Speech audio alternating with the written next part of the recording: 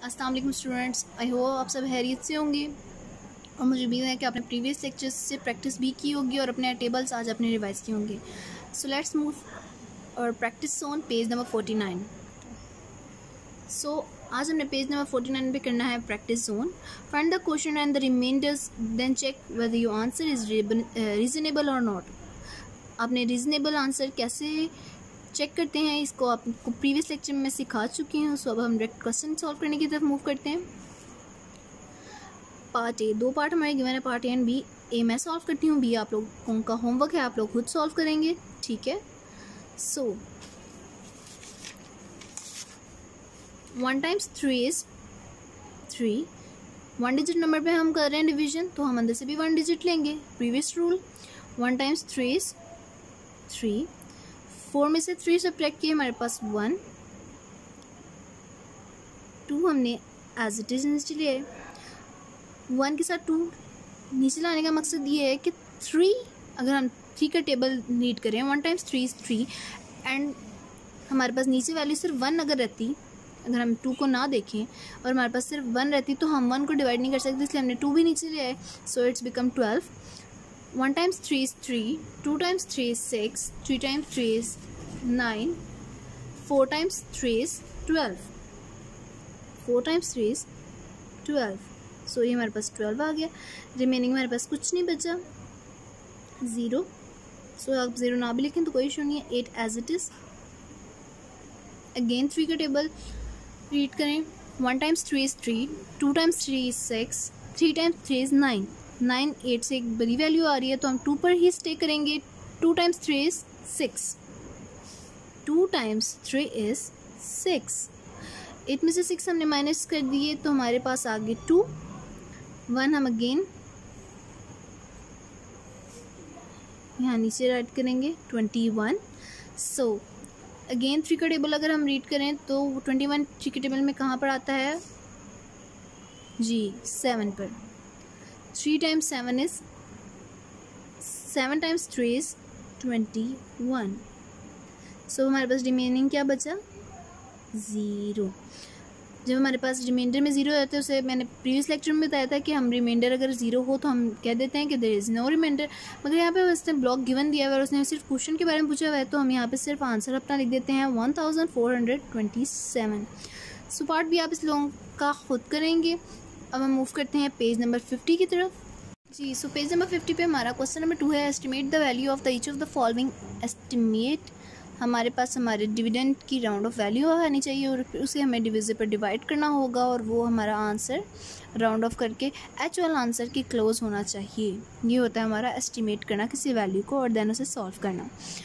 सबसे पहले आप लोगों को अपने जहन पर थोड़ा जोर डालकर ये सोचना होगा कि 7120 की क्लोजेस्ट वैल्यू राउंड ऑफ करके क्या है। उसके बाद फिर हम डिवीजन की तरफ मूव करेंगे। सो 7120 की राउंड ऑफ कर हमने लिखा 7112, जिसके करीब भी क्लोजेस्ट वैल्यू हमारे पास राउंड ऑफ करके आ रही होती 7112।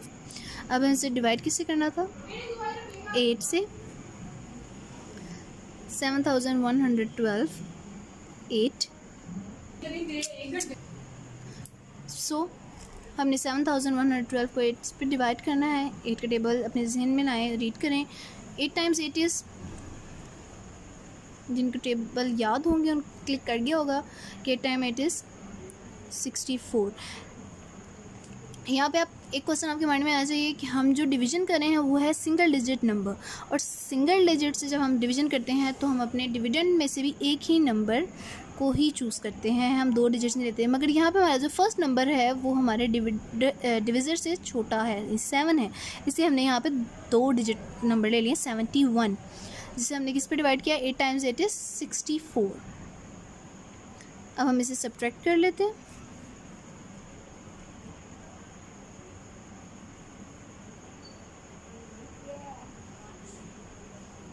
अगेन हमारे पास 71 आ रहा है। सो 8 times 8 is 64।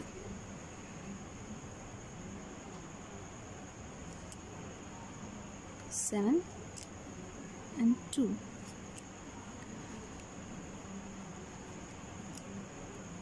9 times 8 is 72. सो हमारे पास रिमाइंडर अगेन 0 आ गया। और हमारा क्वेश्चन क्या है, अपने डिवीजन करते हुए ये दोनों चीज़ें लाजमी मेंशन करनी है। कुछ हमारे पास 889। अब हम इसे क्वेश्चन में बुक पर लिखते हैं। हमने राउंड ऑफ करके कौन सी वैल्यू लिखी थी, 7112। डिवाइड हमने इसे किसे किया था, 8 से, और हमारे पास आंसर आया था 889। पार्ट ए मैंने कर दिया है, पार्ट बी आप लोग खुद सॉल्व करेंगे, ये आपका होमवर्क है। क्वेश्चन नंबर 3 की तरफ मूव करते हैं। Find the quotient and the remainder, then check whether your answer is reasonable और not.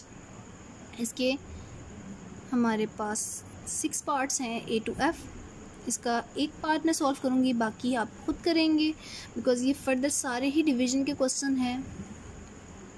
So let's solve it जी। सो क्वेश्चन नंबर 3 का पार्ट है, हमारे पास डिविडेंड है 2748, डिवीज़न में हमारे पास है 4। अगेन 1 डिजिट नंबर है। 1 डिजिट नंबर हमारे पास जो फर्स्ट है वो डिविज़र से छोटा है, सो हम यहाँ पे भी 2 डिजिट नंबर लेंगे 27। 4 का टेबल रीड करें। 6 टाइम 4 इज़ 24, माइनस करें तो हमारे पास 3 आता है।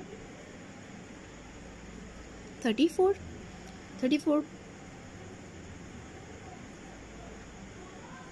8 टाइम 4 इज़ 32।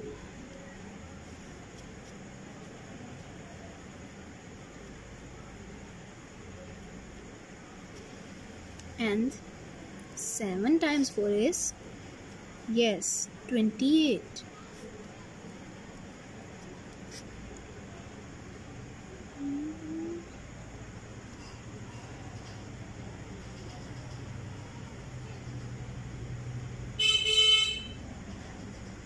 सो हमने एक और क्वेश्चन सॉल्व कर लिया। अब हमने इसको चेक करना था कि इसका आंसर रीजनेबल है कि नहीं। 2748 की राउंड ऑफ वैल्यू हमारे पास होनी चाहिए, पहले वो हम यहाँ पर लिखेंगे और फिर उसे डिवाइड कर देंगे 4 से, और फिर उसके आंसर को अपने एक्चुअल आंसर से कंपेयर करेंगे। 2748 की अगर हम राउंड ऑफ वैल्यू लिख लें, 2784 लिख लें, अगर इसको कर लें, और इसे अगर हम डिवाइड करके देखें,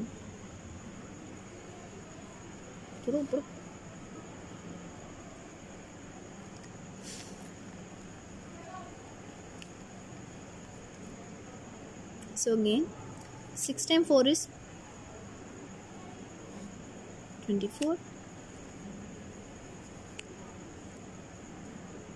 अगेन हमारे पास आ गया 38 हम 4 के टेबल में नहीं आता। 9 टाइम 4 इज़ 36।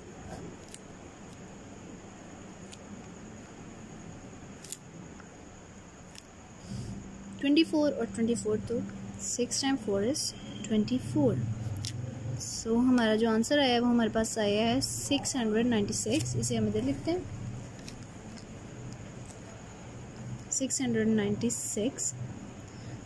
सो अब हम देखते हैं कि हमारा एक्चुअल आंसर जो सा था वो था हमारे पास 687। एस्टिमेटेड 696, ये इसकी क्लोजेस्ट वैल्यू है। यस, ये है, तो it's mean the answer is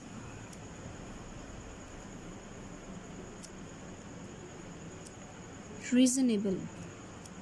ये स्टेटमेंट आप लोगों ने लाजमी लिखनी है जब आपने चेकिंग करनी है। और इस पूरे प्रोसीजर में, इस पूरे प्रोसीजर पर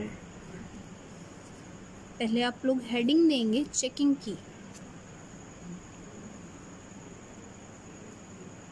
ये ऊपर हमने क्वेश्चन सॉल्व किया था, इसके बाद हमने चेकिंग स्टार्ट की, और ये हमारा चेकिंग का पोर्शन था। इसके अंदर ये डिवीजन भी ऐड थी, ठीक है। So let's move next question. So question number 4 हमारे पास estimate the value of the each of the following A to F part हैं। आपने सिंपल डिवीजन करनी है और यहाँ पर इसका आंसर लिखना है।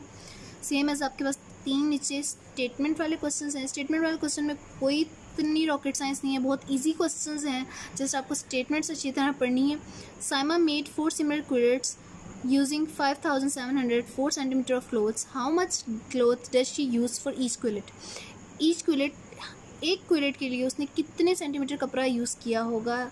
हम टोटल कपड़े को 4 पर अगर हम डिवाइड करते हैं तो हमारे पास आंसर आ जाएगा। सिंपल डिवीजन का क्वेश्चन है, आप ये खुद सॉल्व करेंगे। फर्दर जो दोनों क्वेश्चंस हैं इनको आप पहले रीड करेंगे, इनकी स्टेटमेंट्स अच्छी तरह, और उसके बाद आप इनको अपने पेरेंट्स के ऑब्जर्वेशन में सॉल्व करेंगे।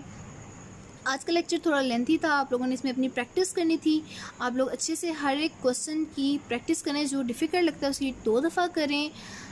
स्टेटमेंट्स वाले क्वेश्चंस को रीड अच्छी तरह करें और उसके बाद उन्हें सॉल्व करें। होप सो आपको डिवीजन के मेथड की अच्छी समझ आ गई होगी। टिल देन नेक्स्ट लेक्चर, अल्लाह हाफ़िज़।